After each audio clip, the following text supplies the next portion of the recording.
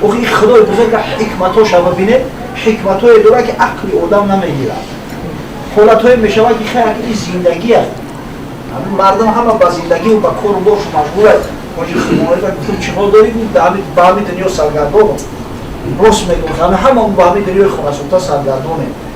بعضا میشود که همون خیش تبارو را عموما نمیبینی شوخی، در چند سال نمیبینی. یک معرکه و یکان اگر نشست نشود توی تماشا نشود نمیبینی. خیلی میدونی که همون خیش کمبرل است. حکمت خدا را فرض خدا را ادا میکنی، در همون سپیس کارت نامه که همون را بنویستی برای خبرش میگی، هم سینه رحیم برقرار شود، هم محبتش زیاد میشود. ببینی که او حقیقت چه میگیره، اما با اطمینان دار میشود که قدر هم خیش تبار آدم خوبی است. ای مردم، این رابط ها باید باشد.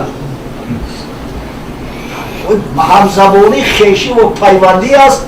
مرد با نامحرمان چون بندی است. در سر دیا وقتی که یا مشکلی و سختی اومد، همه قوم رو دستگیری میکنند. اون خیش تبارا رو بگیرند در پهلو درست نیستند. و وقتی همه را بریدی میمونید دیگه محله. یک جور خریدم دی در یک موضع یک حولی بیو گرفتی با خدا قسم چند همسایه ها اومدن خیش تبارای همون صاحب پیشیده همون خونه بگیرم. اکنون خونه را من نمیدونم نفری چهارم یا پنجم گرفتگیم میگم اساسش نه. بعد همون بیندواری کردن شما دیدم بلو خواهم بیسمادم گفتن همین صاحب همین خونه خیشی ما بود. با خدا قسم یادش گفت که همین نه روبیتا نه در معرکه همون میوید نه رفت اومد میکنه قطیبو حتی در جنازات یا شرکت نمیکنه.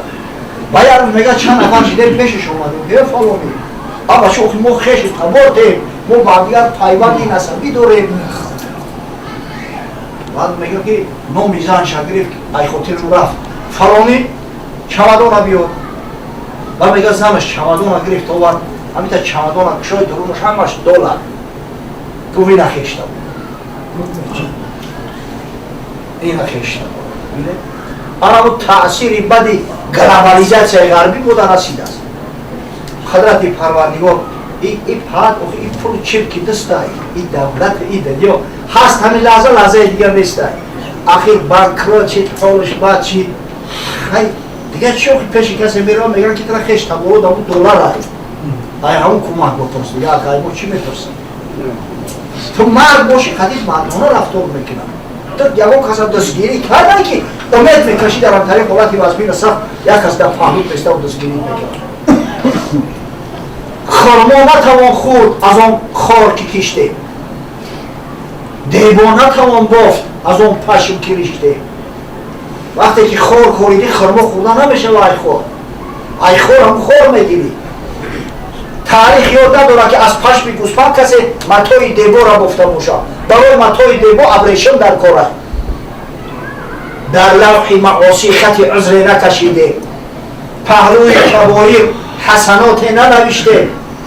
گناه کردیم اقلا در مقابل همون گناه یک کاری خیری نکردیم که خدای تعالی با شرافت همون کاری خیر همون را محروم کرد.